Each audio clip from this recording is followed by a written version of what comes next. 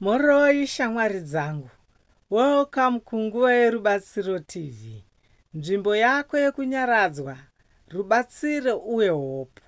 Nhasi tichataura nezvekuvandudza ukama uye nzira dzinokubatsira kuva neushamwari hwakanaka nemhuri, shamwari uye vaunoshanda navo.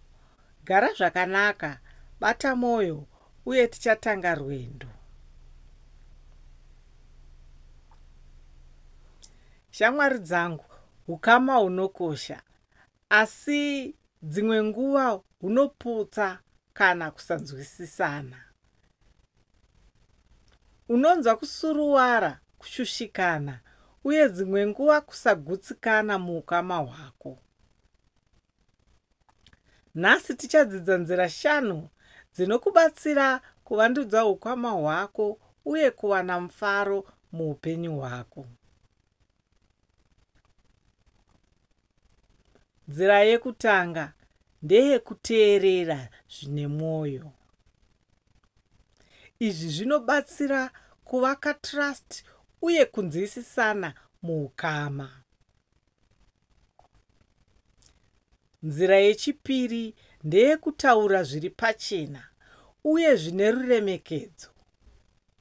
Izvi zvinoderedza kusanzwisisana uye kunowedzera runyararo. Nzira yechitatu ndeyekupemberera zvakanaka pamwe chete. Izvi zvinokurudzira mufaro, simba muukama. Nzira yechina ndeyekuregerera uye kusiya kutsamwa. Izvi zvinowedzera runyararo uye kunyaradza pfungwa.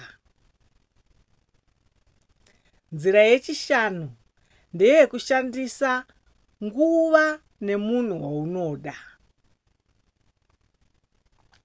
Izvi zvinowedzera kusimbisa ukama uye mufaro pamwe chete. Shamwari dzangu, idzi ndidzo nzira 5 dzinokubatsira kuvandudza ukama hwako uye kuwana mufaro muupenyu.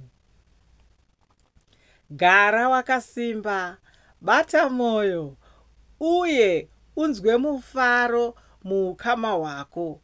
Nguva yako yerubatsiro yasvika. Ndokutendai nokuteerera nguva yerubatsiro TV. Subscribe kuti uwane guidance, motivation uye real life solutions nguva dzese.